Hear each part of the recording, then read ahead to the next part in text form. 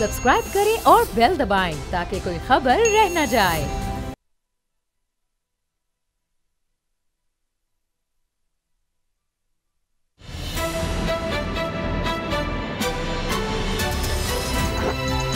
अब पता चला। बिस्मिल्लाहिर्रहमानिर्रहीम, अस्सलाम वालेकुम। मैं हूं मोहम्मद उसामा गाजी और आप देख रहे हैं अब पता चला। बतौर मुसलमान रोज़े क़यामत पर हमारा यकीन, लेकिन अगर सानिया APS पर नज़र डालें तो ये सानिया भी क़यामत से कम तो नहीं। जिन वालिदैन ने अपने हाथों से अपने जिगर गोशों को तैयार करके स्कूल भेजा और फिर वहाँ से इन नन्हे फूलों के लाशें वापस आए, उन माओं के बहनों के दिलों पर जो गुजरी वो भी क़यामत से कम तो नहीं। इसमें कोई शक नहीं, ये वाक़या बड़ा सानिया था। लेकिन इससे भी बड़ा सितम यह है कि 7 साल गुजरने के बावजूद 14 के वारिस इंसाफ की दुहाई दे रहे हैं। आज सुप्रीम कोर्ट में इस अहम केस की समाअत थी।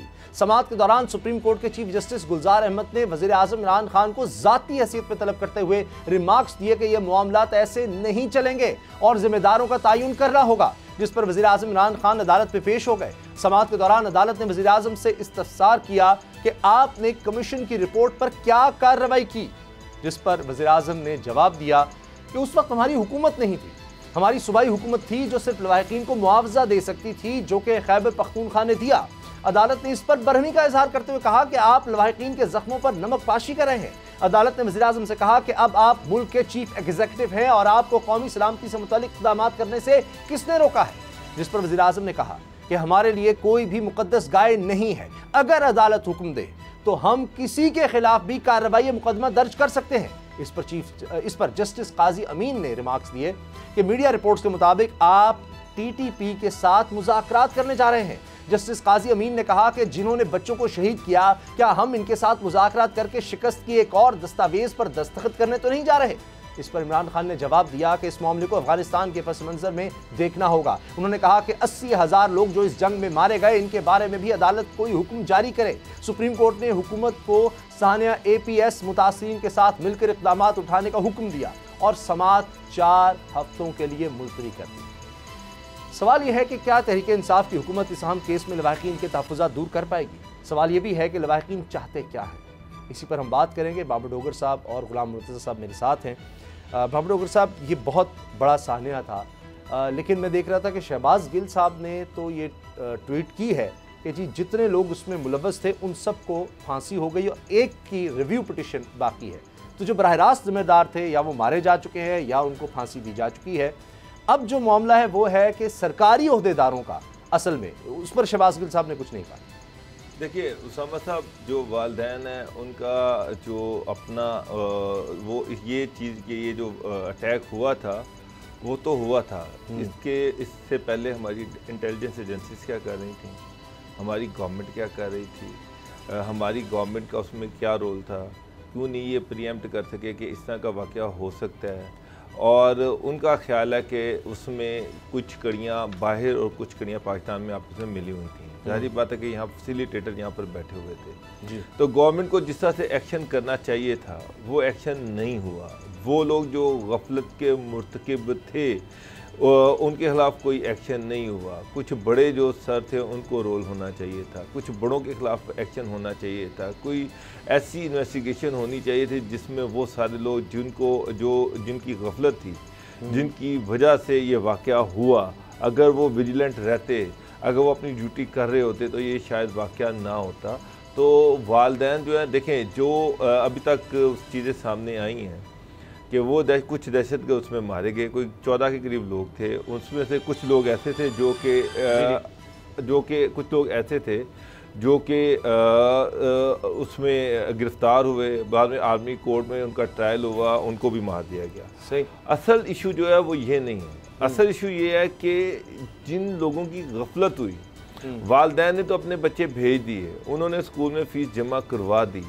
असल इशू ये था कि वो लोग जिनके जिम्मेदारी थी कि वो हमें सिक्योरिटी दें। चीफ जस्टिस ने आज ये कहा है कि ये जो आइन की किताब है ये आपके सामने, आइन में ये बड़ा वाज़े तौर पर लिखा हुआ है कि हुकूमत का काम है लोगों को सिक्योरिटी देना, उनकी जानो माल की हिफाजत करना गवर्नमेंट की अवलीन ड्यूटी है। सही। अब आदमी चीफ ये चाह रहे हैं कि वो लोग, वालिदैन सेटिस्फाई नहीं है, वालिदैन खुश नहीं है, वालिदैन जो है वो इस चीज़ से मुतमिन नहीं है। वो समझते हैं उनको अभी तक इंसाफ नहीं मिला। जब तक जिम्मेदार लोगों को सजा नहीं मिलेगी वो अदालत के कटहरे में नहीं आएंगे उस वक्त तक। इस पर गुलाम रज़ा साहब, हुकूमत को अब सिर्फ 4 हफ्ते की मोहलत मिली है, वो भी तब जब अटॉर्नी जनरल ने इस्तदा की कि 2 हफ्ते नहीं, सुप्रीम कोर्ट 2 हफ्ते दे रही थी, उन्होंने कहा जी 4 हफ्ते, या वक्त उन्होंने ज़्यादा मांगा तो सुप्रीम कोर्ट ने 4 हफ्ते दे दिए। अब 4 हफ्ते के अंदर अंदर ना सिर्फ ये कि रिपोर्ट, अमल दरामद रिपोर्ट आनी है, बल्कि उस पर वज़ीर-ए-आज़म के दस्तखत भी होना ज़रूरी है। क्या इमरान खान साहब ये कर सकेंगे? क्योंकि फिर ये होगा कि हुकूमत कहेगी कि जी, चूंकि अटॉर्नी जनरल का मैं बयान देख रहा था, उन्होंने शायद पिछली किसी समात पर कहा है जी हम उन लोगों के खिलाफ FIR दर्ज नहीं कर सकते। शायद उनका ये कहना होगा कि जी 80,000 लोग शहीद हुए हैं, जिनमें हमने देखा मसाजिद, मज़ारात, इमाम बारगाहें, बाजार, पार्क्स, कोई जगह महफूज नहीं रही। तो फिर कहीं ना कहीं तो फिर कोताही आएगी, तो उन सब के खिलाफ फिर FIR दर्ज करनी पड़ेगी, उसमें तो फिर कोई भी नहीं बचेगा।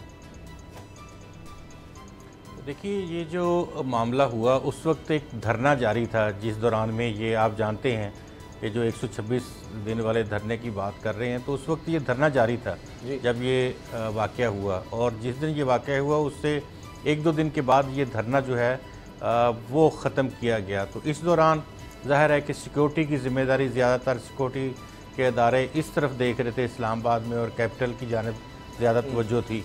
तो जो बात की जा रही है कि पर्चा दर्ज किया जाए, क्या जनरल रहीस शरीफ के ख़िलाफ़ पर्चा दर्ज किया जाए, क्या जनरल ज़हीरुल इस्लाम अब्बासी के ख़िलाफ़ पर्चा दर्ज किया जाए, तो ये कहना चाहते हैं जो लोग हैं या बात कर रहे हैं, ये करना चाहते हैं। असल में आपको बताऊं, जुडिशल कमीशन जो बना था APS के ऊपर, उसकी रिपोर्ट में कहीं नहीं लिखा हुआ कि कोई आर्मी के ऐसे लोग उसमें ज़िम्मेदार हैं जिनको सज़ा ना मिली हो। जो लोग इंडिविजुअली ज़िम्मेदार थे उनकी सर्विस भी ख़त्म की गई है, उनको सज़ा भी दी गई है, और ये बाकायदा इंक्वायरी कमीशन में लिखा हुआ है। और ऐसे कुछ नेसेसरी एक्शंस उनके ख़िलाफ़ किए गए हैं जो करने ज़रूरी थे। इसके बाद शोहदा और ज़ख्मियों की देखभाल के लिए अगर आप ये देखें तो हमें तकरीबन वफाक की जानिब से 281 मिलियन, KP ने 409 मिलियन, पंजाब की जानिब से 61.65 मिलियन, पाक आर्मी की जानिब से 729 मिलियन और 11 कॉप्स की तरफ से 62.351 मिलियन। टोटल ये जो था, इसको आप कह सकते हैं कि 1207 मिलियन के करीब जो रकम थी वो शहीदों में तकसीम की गई, और 337 मिलियन जो थी वो ज़ख्मियों में तकसीम की गई। हर फैमिली के 3 अफराद को उम्रा करवाया गया, DHA में प्लॉट दिया गया, फ्री मेडिकल ट्रीटमेंट्स इन CMH और सिविल हॉस्पिटल या बाहर, और एक बच्चे की सबलिंग जो थे उनकी तालीम फ्री की गई। तो ये रियासत के एतबार से अदारे ने जो काम किए वो ये थे, ठीक है। इसमें 12 दहशतगर्दों को गिरफ्तार कर लिया गया था। एक बच्चा जो शहीद हुआ इस साने में, असफंद खान, उसकी वालिदा हैं, वो हमें ज्वाइन कर रही हैं। शाना साहबा, बहुत शुक्रिया, आपने वक्त दिया। ये बड़ा मुश्किल है, ना सिर्फ हमारे लिए बात करना, हम सोच भी नहीं सकते आपके लिए कितना मुश्किल होगा इस हवाले से बात करना। लेकिन अब 7 साल गुजर गए, आप लोगों ने बड़ी कोशिश की, इसमें इंक्वायरी भी सामने आई। आपको लगता है कि अब चीफ जस्टिस ने जिस तरह नोटिस लिया है, तो जिन लोगों को आप समझते हैं कि वो जिम्मेदार हैं, उनके खिलाफ कोई कार्रवाई होगी?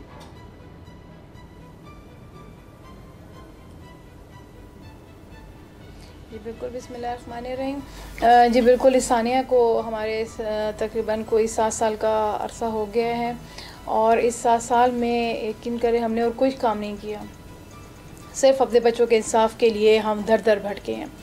और हमें बहुत अल्लाह का शुक्र है कि जुडिशल कमीशन बन गया, और अब जबकि सुप्रीम कोर्ट में हमारा किस्सा जो है ये हमारे बच्चों के इंक्वायरी का सब कुछ हो रहा है, और जिसमें जो भी कुछ पेशरफ्त हो रही है, यकीन करें बहुत ज़्यादा इससे हम खुश हो रहे हैं, इससे कि हमें ऐसा लग रहा है कि अब हमें इंसाफ मिलेगा।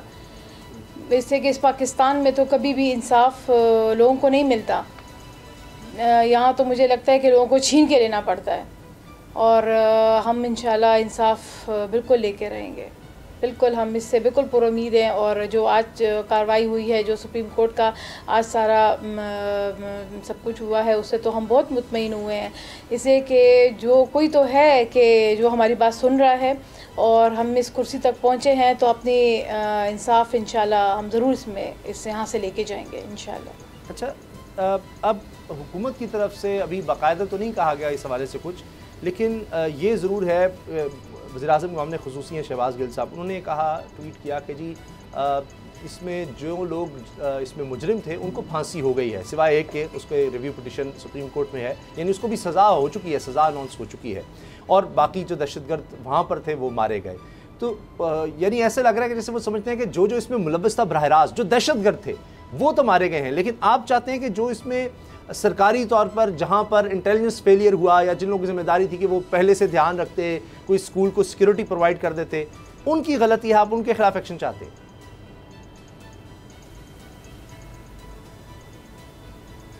बिल्कुल, मैं तो कहती हूँ हमने शुरू से यही कहा कि जो आए थे XYZ वो तो चले ठीक है, उनको तो उन्होंने मतलब मार दिया, कुछ को हैंग भी किया गया। हमें तो यही बताया गया कि उनमें से कितने दहशतगर्द जो थे वो उनको हैंग किया गया है, उनको सज़ा दी गई है।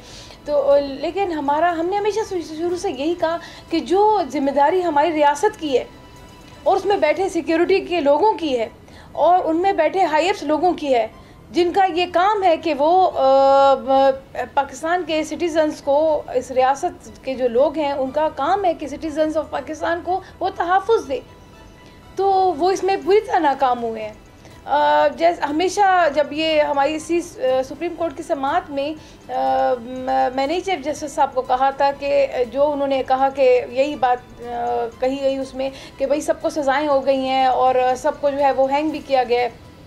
तो मसला तो ये नहीं है, मसला ये है कि वो जो हैंग हुए वो तो चलो दहशतगर्द थे ना, लेकिन जो हमारे लोगों के बीच में बैठे हुए दहशतगर्द है, बड़ी बड़ी कुर्सियों पे बैठे हुए दहशतगर्द है, उनका क्या, उनको कौन पकड़ेगा? हमेशा छोटे पैमाने पे छोटे लोगों को जो है वो सज़ा दे दी जाती है, लेकिन जब सज़ा की बात जो है वो बड़े लोगों की आती है, बड़े लोगों पे हाथ डालने की बात आती है, उनसे जवाब लेने की आती है, उनसे पूछगछ की आती है, तो वो कभी नहीं होता, वो हमेशा हर इल्ज़ाम से बरी हो जाते। अभी भी इस हमारे साने में जब आप जुडिशल कमीशन की अगर आप रिपोर्ट देख लें तो उसमें जो है वो छोटे रैंक के सारे लोगों को सज़ा दी गई, और जब उनसे उसी इंक्वायरी में पूछगछ की गई तो उन्होंने ये कहा कि हमें ऊपर से ऑर्डर नहीं था। मतलब उनको अगर सज़ा भी दी गई तो उनको इस खता की सज़ा दी गई कि उन्होंने जो है वो ऑर्डर माना। मैं खुद उस टाइम APS की तरफ भाग रही थी और मुझे वहाँ पे असफन के बाबा भी वहाँ पर थे, तो मैंने उनको यही कहा कि आप स्कूल गए हो, आप स्कूल अंदर घुसे हो, आपने देखा है असफन वहाँ पे मिला है आपको? तो उन्होंने मुझे कहा कि वहाँ तो हमें कोई नहीं छोड़ रहा था। और जब उनको कह रहे थे, बच्चों की अंदर से आवाज़ें आ रही थी, यकीन करें बिल्कुल बम ब्लास्टिंग की आवाज़ें आ रही थी, गोलियों की आवाज़ें चल रही थी और किसी को नहीं छोड़ा गया, और सिर्फ ये कहा गया कि हमें ऊपर से ऑर्डर नहीं है। ऊपर से ऑर्डर नहीं है तो किस चीज़ के ऑर्डर का वो इंतज़ार कर रहे थे? वो बेचारे ऑर्डर का तो उनको तो ऑर्डर ऊपर से मिला ही नहीं कि वो अंदर जाते। जो जिन्होंने ऑर्डर नहीं दिया ना, हमें उनसे पूछगछ करनी है कि आप लोग किस चीज़ का इंतज़ार कर रहे थे? बच्चों के शहीद होने का, बच्चों के ख़त्म होने का। हमने तमाम उन्हीं हाइब्स के नाम इसमें दिए हैं। यकीन करिए पाकिस्तान जो है ना, इसमें जो बैठे हुए जो ज़मीनों के खुदा है ना, इनसे पूछना बहुत मुश्किल है। और मैं कहती हूँ कि ये हमारे APS के ये सानिया की ये जुडिशल इंक्वायरी की रिपोर्ट जो है ये तारीख रकम कर रही है। पहली दफ़ा इनसे पूछा जा रहा है कि आखिर इन बच्चों के जो जिम्मेदारान हैं वो कौन है? कितनी सिक्योरिटीज़ के जो है वो लोग जो है कुर्सियों पे बैठे हैं, बड़ी बड़ी मरात लेते हैं और शहीद हमारे बच्चे हो जाते हैं, इनकी ये हिफाजत नहीं कर सकते। आप जुडिशल इंक्वायरी की रिपोर्ट में देख लें, उसमें सही क्लियर लिखा हुआ है कि सिक्योरिटी कोलैप्स हुआ है, फेलियर ऑफ सिक्योरिटी एजेंसीज हुई हैं, क्लियर सब कुछ उसमें इल्ज़ाम दिया गया है कि ना कि सिक्योरिटी की वजह से हमारे बच्चे शहीद हुए। तो हम ये पूरा हक रखते हैं उन पर इल्ज़ाम लगाने का भी, उनसे पूछने का भी कि हमारे बच्चे क्यों शहीद हो गए, क्यों उनके ख्याल नहीं किया गया। चौधरी निसार का नाम हमने उसमें इसीलिए लिया कि चौधरी निसार ने उसी जब ये सानिया हो गया उस वक्त उन्होंने प्रेस कॉन्फ्रेंस उसके 1 हफ्ते बाद की और उसमें क्लियर उन्होंने कहा कि 28 अगस्त को हमें लेटर वसूल हुआ था, उसमें बिल्कुल specific APS school and college का नाम लिखा हुआ था। तो क्यों नहीं किया गया? क्यों शहीद को होने दिए बच्चे? क्या वो जिम्मेदार नहीं है इस पाकिस्तानी लोगों की? क्या रियासत जिम्मेदार नहीं है? और आज जो सारी बात कोर्ट में जो है वो की गई, इमरान खान ने वो बार बार यही बोलते हैं हमने इनको कंपेंसेट कर दिया, या हमारे बच्चों की जानों के को पैसों से तोलते हैं क्या? बस पाकिस्तान में यही होता रहेगा, लोग शहीद होंगे और आप उनको कंपेंसेट कर देंगे और बस किसका खबरा दफा हो जाएगा? इंसाफ के लिए कोई आवाज़ ना उठाए, कोई ना बोले? हम बोलेंगे इंशाल्लाह। हमारे बच्चे गए हैं, बहुत मासूम बच्चे गए हैं, बहुत निहत्ते बच्चे गए हैं, भूलते भी नहीं हैं, बिल्कुल नहीं भूलते और सब्र भी हमें नहीं आता।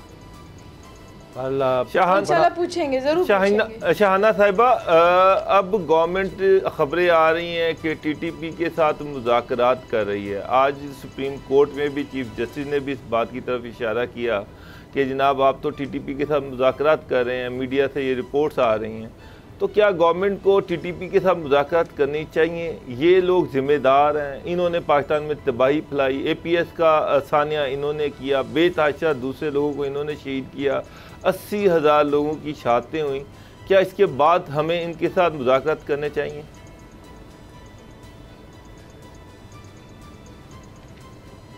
आपको लगता है कि हमें मुज़ाकरात करने चाहिए इनके साथ? और ये जो माफियों की बात कर रही है, गुज़श्ता 1 महीने से ये सिलसिला चल रहा है, इस पर हमने बहुत एहतजाज भी किया है, बहुत लाइव प्रोग्राम्स भी किए हैं और शदीद तरीन मुज़ामत की है हमने इस पर एहतजाज भी। हम ख़ास इस्लामाबाद प्रेस क्लब के सामने हम इस पर एहतजाज किया हमने। मैं तो ये पूछती हूँ ना कि ये होते कौन है? इनको किसने हक दिया है कि ये हमारे बच्चों के खून का जो है वो उसके को बहाने वालों के साथ जो है वो माफ़ीनामा करें, उनके साथ कोई मुज़ाकरात करें, कोई मुआहदे तय करें? बच्चे हमारे गए हैं, घर हमारे जो हैं वो वीरान हुए हैं और ये फिर दोबारा उनके साथ मुज़ाकरात करके, उनके साथ एक टेबल पे बैठ के, उनको पाकिस्तान के सिटीज़न बनाकर उनके लिए एक और दहशतगर्दी का दरवाज़ा खोल रहे हैं हम पाकिस्तान की आवाम के लिए। क्या ये दोबारा जो है वो इस तरह के जो हमारे इस पूरे इस दहशतगर्दी के ख़ात्मे के लिए जो ऑपरेशन किए गए, इतनी ज़्यादा जानें चली गई हमारी फोर्सेस के लोगों की, हमारे आम आवाम की, हमारे ख़ुद के अपने APS के बच्चे, सब उन्होंने जो है वो उन सब की जानें उन्होंने ली। क्या ऐसे लोगों के लिए कोई हमदर्दी, कोई सॉफ्ट कॉर्नर होने की ज़रूरत है? मुझे और आपको समझ आ रही है, इस हुकूमत को समझ नहीं आ रही। ये फिर दोबारा दहशतगर्दी के लिए फिर दोबारा एक सिलसिला शुरू होगा, फिर दोबारा ये हर तरह का ऑपरेशन किए जाएंगे, चुन चुन के दहशतगर्दों को मारा जाएगा और फिर ये आके पाकिस्तान में दोबारा घुस के मुख्तलिफ जगहों पर अपने ठिकाने बना के फिर ऐसी कार्रवाइयों में मुलविस होंगे, फिर जाने जाएंगी, फिर दोबारा ऑपरेशन होंगे। बस पाकिस्तान सारा वक्त यही काम करेगा। समझ नहीं आती कि इमरान खान को ऐसे इस तरह के डिसीजन लेने से पहले बहुत सोचने की ज़रूरत है, बहुत ज़्यादा सोचने की ज़रूरत है, इससे कि ये सौदा जो है वो उन पाकिस्तान की आवाम की जानों के साथ कर रहे हैं। हमारी बहन शाहाना, आपने हमें वक्त पहले भी कह रही थी, अभी भी कह रही हूँ कि हम उनको माफ़ नहीं कर रहे हैं।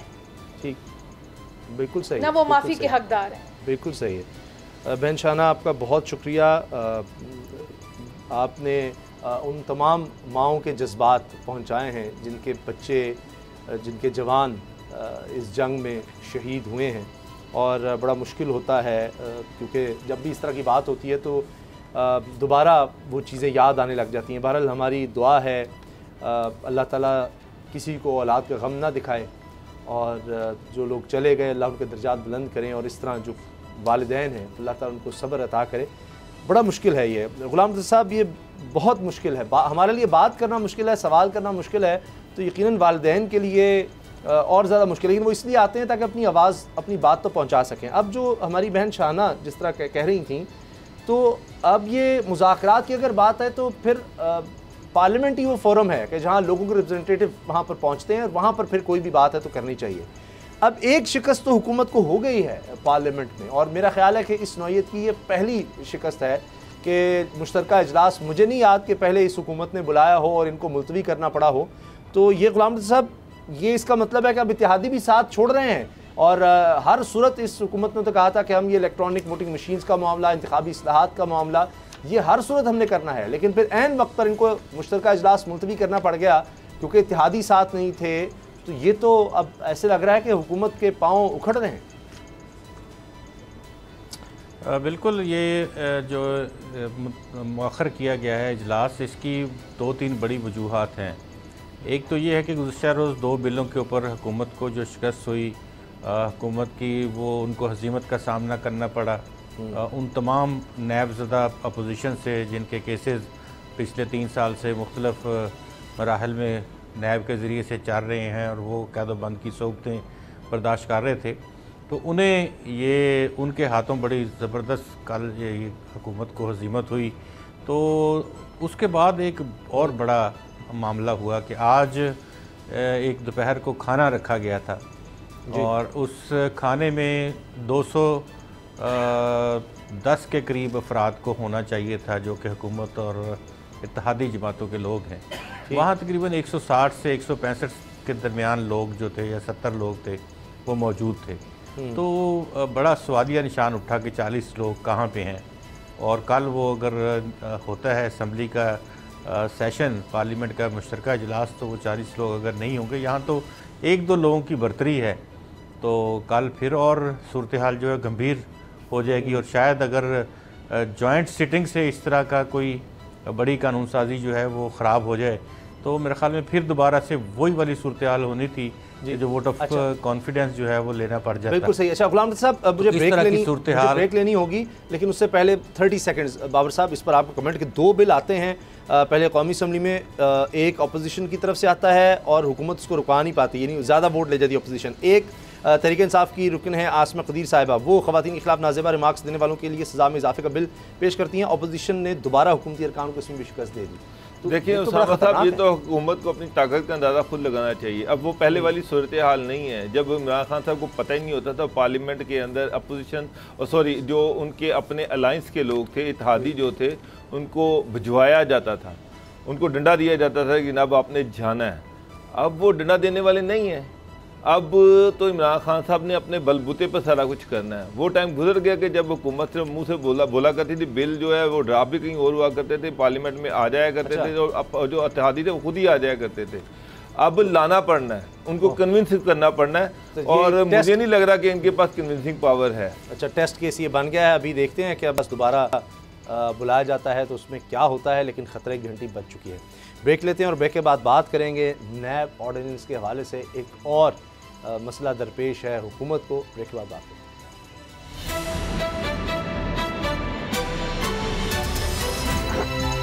अब पता चला,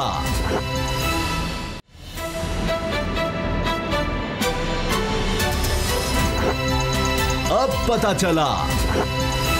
इमरान खान साहब, उनकी हुकूमत, उनकी पार्टी बहुत मुश्किल में नज़र आ रही है क्योंकि इत्तेहादी भी उनका साथ छोड़ते नज़र आ रहे हैं। ना सिर्फ बयानात बल्कि अमली तौर पर ऐसा होता नज़र आ रहा है। वज़ीर आज़म ने ज़ोहराना दिया और वहाँ पर अराकीन ने पार्लियामेंट को बुलाया, जिनमें उनकी पार्टी के लोग और इत्तेहादी भी शामिल हैं, और बात ये थी कि जी साथ दिया जाए जो इलेक्शन इस्लाहात करना चाह रही है हुकूमत, जिसमें उन्होंने कहा कि जी हर दफ़ा धांधली होती है, शोर उठता है, पैसे चलते हैं, आपने सेनेट में देख लिया किस तरह से पैसे चले, ये सब कुछ होता है, हम इसका रास्ता रोकना चाहते हैं, आप सब अपनी शिरकत यकीनी बनाएं। लेकिन शिरकत क्या होनी थी बाबर साहब कि पता ही लग गया हुकूमत को कि ये मामला तो और तरफ जा रहा है, और ये नैब ऑर्डिनेंस वाला मामला है, ये भी उस तरह से हुकूमत संभाल नहीं पा रही। उसामा साहब, मैंने अभी भी आपको पहले भी ये मैं बता रहा था कि हुकूमत को नई सिचुएशन के मुताबिक अब चीज़ों को हैंडल करना पड़ेगा। पहले तो हुकूमत को पता ही नहीं होता था कि इत्तेहादी कहाँ से मैनेज हो रहे हैं, कैसे मैनेज हो रहे हैं, कौन उनको मैनेज कर रहा है। मैनेज करने वाले मैनेज करते थे, उनके शदीद इख्तलाफात भी थे, उनकी रिजर्वेशन थी, उसके बावजूद वो बिल पास करवाने भी आते थे, वो हुकूमत को वोट डलवाने भी आते थे। इन्हीं इत्तेहादियों ने अपनी सारी रिजर्वेशन के बावजूद, अपनी सारी नाराज़गी के बावजूद हुकूमत के 3 फाइनेंस बिल जो थे वो पास करवाए। हुकूमत के लेजिस्लेशन कंप्लीट इत्तेहादी है ना, इत्तेहादियों ने पास करवाए। अपोजिशन तो कभी भी नहीं चाहती थी, वो तो इत्तेहादी साथ। मैं इत्तेहादियों की बात कर रहा हूँ, मैं इत्तेहादियों की बात कर रहा हूँ। तो ये आपका क्या ख्याल है, ये खान साहब या उनकी कैबिनेट के लोग उनको मना के लेके आते थे? इनको तो पता ही नहीं था कि कौन मना रहा है और कैसे मना रहा है। अब सर सूरत हाल बदल गई है। जो मीटिंग्स करते थे, उनकी जो वुज़रा में इजाफा इमरान खान साहब ने जितनी मीटिंग्स की, इमरान खान साहब ने जितनी मीटिंग्स की इत्तेहादियों के साथ, बजाय कि वो मानते वो उनसे मजीद नाराज होके गए। ये भी मैं आपको बता दूं। तो वजीर बनाया आप फाइनेंस बिल के हवाले से भी देख लें, मोनिस सिलाई को इन्होंने 3 साल वजारत का जो था वो लगाई रखा, एंड पे आके अब लगाई, अब दी वजारत। अब तो वो वजीर बनना ही नहीं चाह रहे थे। अब तो दरियाओं से, पुलों से बहुत सारा पानी गुजर चुका हुआ है। अब उसामा साहब सिचुएशन बदल गई है, अब मनाने वाले नहीं है। अब वो जो इनको घेर घार के ले आते थे वो नहीं है, वो अब गए। अब और इनके अंदर कैपेसिटी नहीं है ये इत्तेहादियों को मना सकें। तो अब देखें कि ये सारे 11 वोटों का तो फर्क है। गवर्नमेंट का जॉइंट सेशन में गवर्नमेंट के जो वोट हैं सेनेट और नेशनल असम्बली मिला के वो तकरीबन 225 हैं और इत्तेहादियों के 214 वोट हैं। तो 11 वोटों का सारा फर्क है। अब ये 11 वोट जो हैं, अगर इत्तेहादी साथ नहीं मिलते, इत्तेहादियों के कम अज़ कम भी 30-35 वोट हैं, 40 वोट हैं, अगर वो नहीं मिलते तो सामा साहब गवर्नमेंट तो कोई बिल भी नहीं पास करवा सकती। गवर्नमेंट इस काबिल नहीं है कि वो नेशनल असम्बली या सेनेट या जॉइंट सेशन में कोई भी लेजिस्लेशन करवा सके।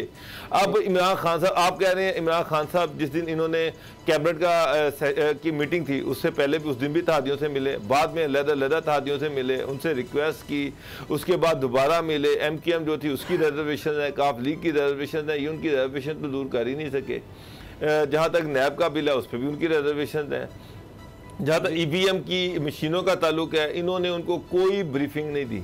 हुकूमत ने कहा था जी हम आपको बाकायदा तफसीली इस पर ब्रीफिंग दी जाएगी। मेरी खुद मोनिस साहब से बात हुई, उन्होंने कहा कि जी खान साहब ने जो वैसे मेरी जो मुलाकात हुई है उसमें कहा है जी कि आप हमारे साथ कोऑपरेट करें। तो उस पर उसने कहा कि आपने तो हमें अभी तक कुछ बताया ही नहीं कि EVM है क्या, किस बिला का नाम है, उसका उस पर बताया गया कि आपको इस पर ब्रीफिंग दी जाएगी, इस पर आपको एक डेमो दिया जाएगा, लेकिन कुछ नहीं दिया गया। और उनका ख्याल था कि एक मिनट, उनका ख्याल था ये पहले पुराने वाली चीज़ें हैं कि बस उनको कह दिया बाकी खुद ही मैनेज हो जाएंगी चीजें। खान साहब अब मैनेज नहीं होनी, अब आपको खुद मैनेज करनी पड़नी है। गुलाम रज़ा साहब, शेख रशीद साहब ने कहा जी कोई गेम नहीं हो रही, इमरान खान साहब ने 5 साल पूरे करने हैं। अगर शहबाज शरीफ साहब ठीक है कि वो अब सबको बिलावल को भी साथ मिला रहे हैं और कह रहे हैं जी हम तो इनको टफ टाइम देंगे, नैब का मामला हो या IMF हो, दीगर चीज़ें हो, हम हर जगह उनको टफ टाइम देंगे, लेकिन इत्तेहादियों के पास और चॉइस क्या है? देखिए, चॉइस की बात तो ज़ाहिर है कि इत्तेहादी अभी 1-2 दिन में सामने आएगी बात उनकी कि उनके पास क्या चॉइसेस हैं। अगर हम देखते हैं इस वक्त की जो मौजूदा सूरत हाल है, या शेख रशीद साहब के बयान को, तो शेख साहब बयानबाजी में तो माशाल्लाह यद-ए-तुल्ला रखते हैं, और लेकिन कोई बड़ा मौका आए तो फिर ये सबसे पहले भागने वालों में भी शामिल शेख साहब ही होते हैं। इस सूरत हाल में आप ये देखें कि 221 लोग हैं हुकूमत और इत्तेहादियों के, ठीक, पार्लियामेंटेरियंस, और 214 हैं अपोजिशन के। अब 6 लोगों का फ़र्क है। 4-5 लोग तो मैं आपको उंगलियों पे गिनवा सकता हूं जिनको अगर ये पैरों को हाथ भी लगाएं तो वो इनको ना वोट देंगे ना इनकी तरफ आके बैठेंगे। तो ये सूरत हाल ये है। अच्छा, उसके अलावा आज जो ज़ुहराना था, 51 लोग गैर हाज़िर थे। अब आप ये देख लें कि 170 लोग वहाँ पे मौजूद थे जी, और 221 अरकान होने चाहिए थे, 51 लोग नहीं थे। तो अब अगर कल बिल पेश हो जाते तो फिर कितने लोग होने थे? फिर एकदम उनको अपोजिशन याद आ गई कि जी वो अपोजिशन से तो मुशावरत करनी है। तो हमारी तो कोशिश है कि हमें कहा गया है कि आप अपोजिशन से मुशावरत करें। ये वही अपोजिशन है जिससे चंद रोज़ पहले चेयरमैन नैब का मामला था तो कहा गया कि जी हम इस अपोजिशन से तो मुज़ाकरात कर नहीं सकते, बात नहीं कर सकते, क्योंकि वो तो ख़ुद अपोजिशन जो है वो नायबज़दा है और इनको बड़े प्रॉब्लम्स हैं। तो इनसे तो बात नहीं हम करेंगे, हम अपने तौर पे आर्डिनेंस लेके आते हैं, कर लेंगे। तो अब वो अपोजिशन कह रही है कि ठीक है फिर आप कर लें।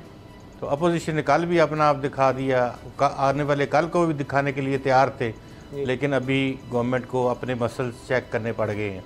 तो अभी ये इत्तेहादियों का जो मामला है ये थोड़ा सा बिगड़ा है। अच्छा, जिसमें जो हमारी रिपोर्ट्स हैं, हमारे पास जो इन्फॉर्मेशन है उसके मुताबिक आज के शाही में भी एक दो रोज़ पहले भी पाकिस्तान मुस्लिम लीग काफ कायदे आज़म की जानिब से शदीद तहफ़्फ़ुज़ात का इजहार किया गया और MQM की जानिब से भी तहफ़्फ़ुज़ात का इजहार किया गया। दोनों ने EVM के हवाले से कहा कि ये तो ऐसे लग रहा है जैसे आपको कोई पीछे बहुत ज़्यादा कुछ ज़रूरी है कि फौरी तौर पे लाएं और पास कर दें। तो ये कुछ सिस्टम है। अच्छा, आपने कहा कि कुछ गड़बड़ हो गई है, ये कुछ गड़बड़ आपको लग रहा है ज़्यादा भी हो सकती है, क्योंकि इमरान खान साहब 5 साल पूरे करेंगे या उनकी हुकूमत पूरा करेगी, ये कुछ फ़र्क हो सकता है। क्योंकि ज़ुबैर साहब कह रहे हैं, मोहम्मद ज़ुबैर साहब, कि जी सारी अपोजिशन इकट्ठी है कि इस हुकूमत को चलने नहीं देना, उसके बाद क्या होता है ये फिर आगे अलग अलग मामला था, लेकिन इमरान खान ना हो। तो इस तरफ भी कुछ लग रहा है कि कोई गेम इधर भी चल सकती है कि शेख रशीद साहब तो वैसे कह रहे हैं कि गेम कोई नहीं है, गेम सारी इमरान खान की है। फवाद चौधरी साहब तो कह रहे हैं अगली हुकूमत भी तरीके इंसाफ की होगी, इमरान खान की होगी। और वैसे मैं आपको एक बात बताऊं, इंडिकेशन भी हो सकती है, कोई फवाद चौधरी साहब आप माजी देखें तो पहले ही छोड़ जाते हैं जमात, अगर वो अभी तक हैं तो उनको नज़र तो आ रहा होगा कि अभी इमरान खान साहब की हुकूमत रहेगी। वो उनके हवाले से तो देखें तकरीबन काफ़ी सारी हुकूमतों में रह चुके हैं और शायद जो आने वाली किसी की हुकूमत हो वो उसमें दोबारा किसी तरफ से घुस जाएं। वो सर हो सकता है कि एडवांस बुकिंग करवा ली हो उन्होंने। नहीं सर, पहले चले जाते हैं, ऐसे ना करें आप।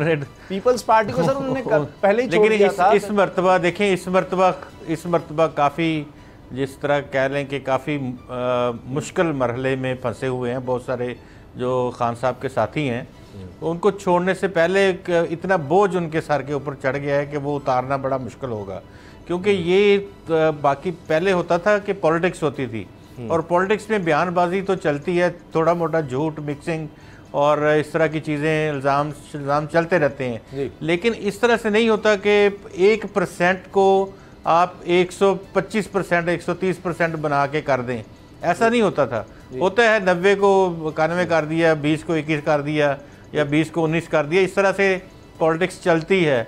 लेकिन इस दौर में तो बस आप ये कहें कि आखिरी हदें जो थीं वो छू ली गई हैं। तो तमाम सियासी पार्टियां जो हैं इस लिहाज से बड़ी अपने आप को ऑकवर्ड फील कर रही हैं कि वो इनके साथ या इनके लोगों के साथ हाथ में लाएं। ठीक है, आज बाबर साहब मरीम साहब ने इस तरह का ट्वीट किया कि बस ये अजाब जो है लोगों से टलने वाला है, अब इसका वक्त ज़्यादा नहीं रह गया। इमरान खान साहब को बड़ी शदीद तनकीद का निशाना बनाया, यही APS के हवाले से। अगर उनकी जब हुकूमत थी 2014 में, उसके बाद 4 साल तो रही, तब उन्होंने क्या किया वो एक अलग किस्सा है। लेकिन क्या आपको लग रहा है कि हुकूमत, अब आप कह रहे हैं कि जो सहारा था वो अब नहीं रहा, तो सहारे के बगैर अगले 2 साल 1.5 साल पूरा कर सकेगी ये हुकूमत?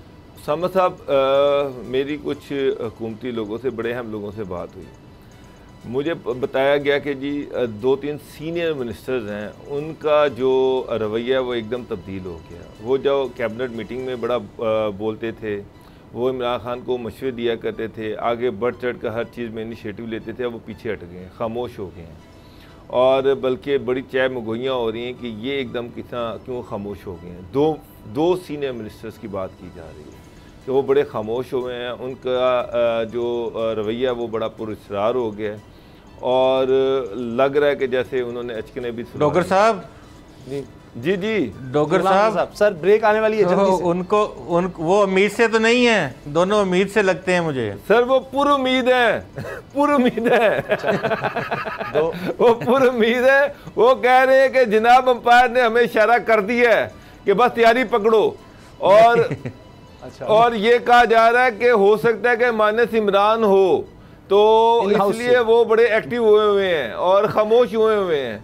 तो चीज़ें सामा साहब बड़ी बदल रही हैं, नेशनल असम्बली में चीज़ें बदल रही हैं, नई लॉबिंग स्टार्ट हो रही है। यहाँ पर PMLN और मेरा ख्याल है कि एक प्योर पार्टी, वो अगर उनको इमरान खान के ख़िलाफ़ किसी बंदे को कंधा देने की ज़रूरत पड़ी तो वो देने को तैयार है कि फ़िलहाल अगर वो कंधा देने से गवर्नमेंट थोड़ा सा आगे चला जाए और इलेक्शन के लिए तो फिलहाल कोई भी तैयार नहीं है जी। तो अगर 6-8 महीने के लिए किसी एक को कंधा दें और 6-8 महीने चलने के बाद फिर आगे इलेक्शन आ जाए, तो इसके लिए दोनों पॉलिटिकल पार्टी जो आइकन मुशावरत कर रही है, नज़दीक हुई हैं, वो इस चीज़ के लिए तैयार हैं। अच्छा। और लोग पीटीआई के अंदर से ही जो है वो अब तैयारियां उन्होंने पकड़ी हुई हैं कि अगर इशारा फाइनल होता है तो वो आगे आ जाएंगे। गुलाम साहब, ऐसे कैसे हो सकता है, क्योंकि मेजॉरिटी तो नहीं साथ देगी। तहरीक इंसाफ, जिस तरह हम बाकी जमातें हैं, फजलुर रहमान साहब को निकाल दें आप तो क्या बचेगा, नवाज शरीफ साहब को साइड पे कर दें तो क्या रहेगा, जरदारी साहब बिलावल को साइड पे कर दें तो क्या रहेगा। तो ये सब जमातें इस तरह, इमरान खान को माइनस कर देंगे तो ज़्यादातर लोग तो चले जाएंगे उनके साथ, तो बाकी जो बचेंगे उनके सर पर कैसे आप हुकूमत खड़ी करेंगे। इत्तेहादी मिल भी जाएं तो क्या अपोजिशन की कोई जमात साथ आके खड़ी हो जाएगी, कैसे होगा ये? खान साहब को बहुत इजी दिया जा रहा है इस हवाले से। देखें जो पॉलिटिकल विजडम उनका है और जो जिस विजन की बार बार बात हम मुसलसल सुनते आ रहे हैं गुज़िश्ता को 5-7 साल से, तो बहुत ज़्यादा विजन होता रहा है। उसके मुताबिक तो खान साहब वो इस तरह के प्लेयर हैं कि अगर सोचा भी जाए कि खान साहब टीम से बाहर होंगे तो सारी टीम को ही खान साहब ले डूबेंगे। तो वो ऐसा बहुत नामुमकिन सी बात है कि उनके होते हुए वो पाकिस्तान में भी हों और माशाल्लाह सेहतमंद तंदुरुस्त भी हों और फिर उसके बावजूद वो देख लें कि उनकी पार्टी जो है वो हुकूमत कर रही हो। ये नामुमकिनात में से है, ये नहीं हो सकता।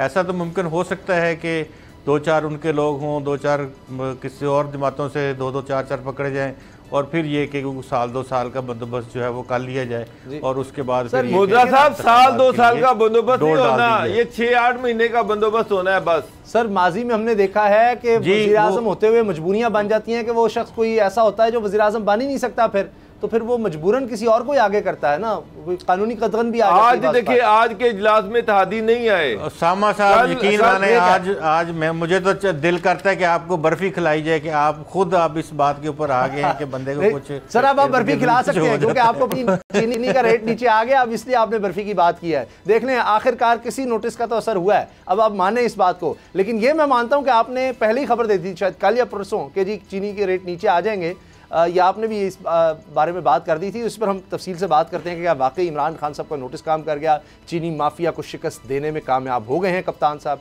ब्रेक के बाद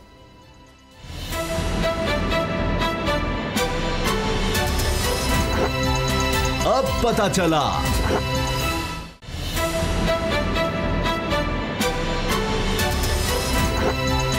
अब पता चला।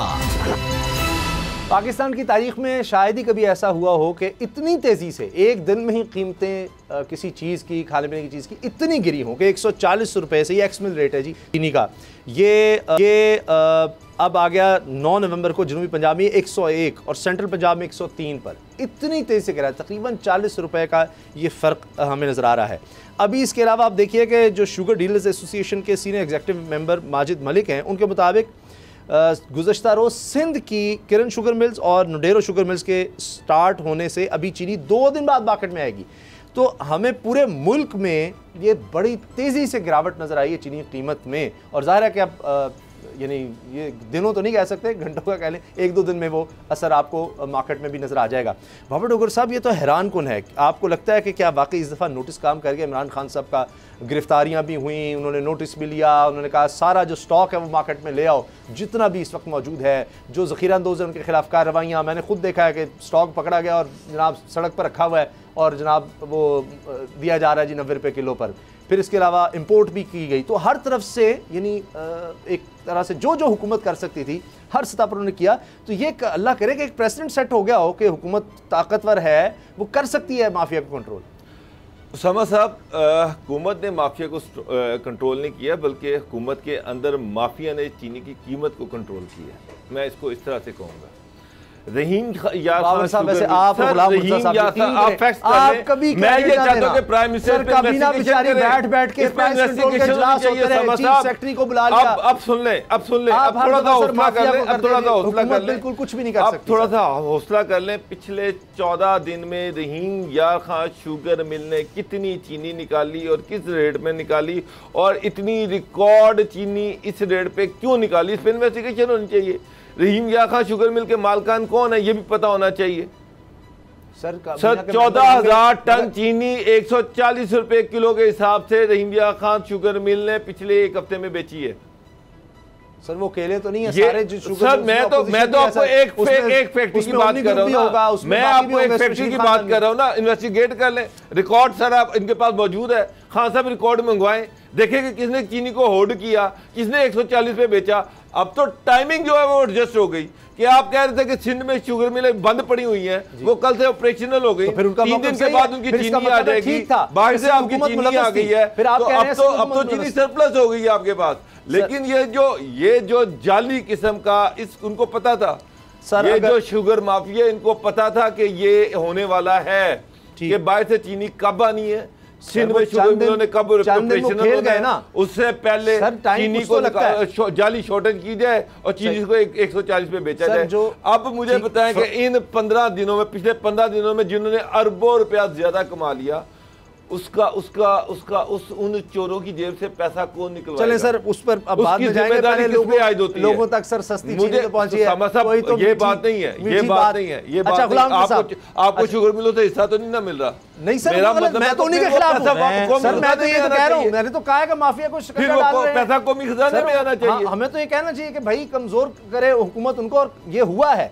अब सर मैं आपसे कह रहा हूं नोटिस वाला इश्यू कोई नहीं है, ये तो टाइमिंग ऐसी कि सिंध की शुगर जो है वो 3 दिन में आज नहीं है, वो लोग आज से 4 दिन पहले कहते थे कि सिंध में जनाब सिंध जान के डिले कर है, उसकी शुगर तो आ रही है, 10 दिन के बाद पंजाब की 15 दिन में शुगर आ जाएगी, बाहर से भी शुगर आ गई, टाइमिंग ऐसी बन गई। लेकिन उससे पहले ये इस हवाले से देखिए जो बाबर डोगर साहब भी है, अगर सरप्लस भी है तो गन्ने का रेट अच्छा देंगे तो सरप्लस होगा ना, तभी तो सिर्फ सरप्लस हुआ। कहीं तो सब ये देखें, कोई 1% क्रेडिट दे सर हुकूमत को। सर मैं आपको फिगर दे रहा हूं, मैं कह रहा हूं कि 14 दिन में जिन्होंने 140 के साथ, अगर सर हम हुकूमत को उसका आप उसकी इन्वेस्टिगेशन कर लें, वो मैं आपको शुगर मिल का नाम दे, माफिया के आगे बेबस है तो सर फिर हम खुद उसको कमजोर करें, शुगर माफिया का और तगड़ा होगा कि अगली दफा भी कर लेंगे, देखी जाएगी। जी गुलाम साहब, गुलाम साहब तो ये करते रहे हैं और करते रहेंगे, हम इसी तरह से तड़पते रहे हैं और हम इसी तरह तड़पते रहेंगे। ये चीज़ जब तक इस मुल्क में निज़ाम इंसाफ दुरुस्त नहीं होता और ताकतवर को सज़ा नहीं मिलती, उस वक्त तक ये चीज़ इसी तरह से चलती रहनी है। ये बाबर डोगर साहब की बातों से मैं 100% इत्तेफाक करता हूँ और वाक़ईतन ये इन्फॉर्मेशन है, ये कोई तज्जिया नहीं है सर। कभी इन्फॉर्मेशन है कि इनके पास जो पड़ी हुई थी, बाबर साहब के साथ 100% इत्तेफाक कर लेते हैं, 5% कर लें सर। अब 40 अरब रुपए का जुर्माना होता है, वो नहीं हुकूमत कर सकती। अदालतों में हुकूमत जाती है, वहां को बात नहीं हुकूमत की बन सकती है। एफबीआर जो है वो और क्या करे सर? मुझे एक बात बताएं, हुकूमत अपने मिनिस्टरों को नहीं पकड़ती, हुकूमत क्या करे? 2 शुगर मिल मालिकान, पता नहीं मैनेजर कौन कौन पकड़ा गया सर इसमें। मैं आपको बताता हूँ सामा गाजी साहब, सुने मेरे को। मैं एक रिपोर्टिंग के दौरान आज से कोई 7-8 साल पहले की बात है, रिपोर्टिंग के दौरान मैं सेक्रेटरी पेट्रोलियम के पास बैठा हुआ था। जी। तो उन्होंने फ़ोन किया किसी शख्स को कराची स्टॉक एक्सचेंज में, उस वक्त कराची स्टॉक एक्सचेंज इसका नाम था। अच्छा, और उन्होंने कहा कि यार OGDCL ख़रीद लो। अच्छा, वो बात आई गई होगी। 2 से 3 दिन के बाद OGDCL की एक बहुत बड़ी रिकवरी आई, जो उन्होंने ऑयल एंड एक्सप्लोरेशन थी, वो काफ़ी बड़ा ज़ख़ीरा उनको मिला, उसकी उन्होंने फिर अनाउंसमेंट की। तो तकरीबन एक शेयर जो था वो 5 से 7 रुपये चढ़ गया उनका। तो हालत ये है कि उस वक्त की मैं बात कर रहा हूँ कि वहाँ पे अपने दोस्तों को बताया दिया जाता है कि भाई ये चीज़ होने वाली है और ये शेयर ऊपर जाएगा, ये नीचे जाएगा, इस तरह के काम भी होते हैं। और ये जो बात बाबर डोगर साहब ने कही है बिल्कुल दुरुस्त है कि उन्होंने खुद हाइप क्रिएट की और लोगों को डराया, छापे मरवाने की कोशिश की, और उसके बाद जब तमाम लोग डर के चीनी बिल्कुल गायब कर दी मार्केट से, इन्होंने अपनी चीनी जो है वो फ़रोख्त कर दी, रुपए कमा लिए गए और उसके बाद जो सरकारी चीनी थी उसको भी बाहर निकाल दिया गया। अभी जो मसला है, देखें इस मसले का हल किसने निकाला है? जल्दी से जिस सिंध गवर्नमेंट को ये बहुत ज़्यादा बातें कर रहे थे, उनकी 2 मिलें अभी चली हैं और 3 दिन बाद 3 मिलें और चलने वाली हैं। और इनको पता लग गया कि अब अगर ये मिलें चलेगी, रो रहे थे सर प्रेस कॉन्फ्रेंस में कि जी 15 अक्टूबर को चलनी थी, वो नहीं चल रही। बेचारे तो नहीं है हमाद अजहर साहब, ये देखें ये सिंध गवर्नमेंट ने फैसला किया 3-4 और मिले नजर आ जाती है। पंजाब में 140 रुपए की चीनी जो बेच रहा है वो नजर नहीं आ रहा। उसकी 15 तारीख दी थी, 20 तारीख दी थी सिंध में सर, पहले सर आप हमाद अजहर के स्पोक्समैन हैं। नहीं, मैं तो महदुल का पॉइंट ऑफ व्यू दे रहा हूं सर, बात करें नहीं। अच्छा सर चले ये बता दें, आपको उम्मीद है कि इसी तरह घी भी नीचे आ सकता है, दालें भी नीचे आ सकती है, क्योंकि ये माफिया सारा इकट्ठा ही है। वैसे जल्दी सर, लास्ट मिनट। नहीं, घी का तो देखिए, घी का गवर्नमेंट से मिसमैनेज हुआ है। ये पाम ऑयल की प्राइसेस थ्रू वर्ल्ड बढ़ी हैं, तो हम क्योंकि इंपोर्टर हैं बहुत बड़े, वो पंजाब के तरफ में ना ही समझा, हम करते हैं। आपने नहीं उम्मीद दिलानी गुलाम साहब। हाँ जी, आप चले चीनी तो नीचे आई ना, वाले से आप ना ही समझे। ठीक है, वो बर्फी वाली बात पर आपने कायम रहना है। के हवाले से हाँ, आपने बर्फी का कह दिया, अब आपने भिजवानी है इस्लामाबाद से। अच्छा बाबर साहब, आप क्या समझते हैं? नहीं, आप तो चीनी पर बोलने में तो फिर बर्फी खिलाएंगे। ये देखिए, घी पर, कुछ दालों पर, मेरी बात सुने, कुछ चीजें जो है जो गवर्नमेंट कर सकती है, ये जो चीनी वाला, ये फल सब्जियां, ये सारा कुछ, ये जो घी है ये तो आपने डॉलर की पैरिटी से सारा कुछ है, वो तो आपने बाहर से मंगवाना है, उसमें कीमत कैसे कम होगी जब तक आप सब्सिडी नहीं देंगे। यहाँ वैसे चीनी भी बाहर से मंगवानी पड़ी थी। प्रोक्रिया इजाजत दीजिए, अल्लाह हाफिज।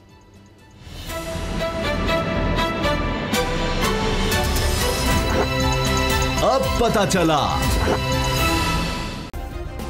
सब्सक्राइब करें और बेल दबाएं ताकि कोई खबर रह न जाए।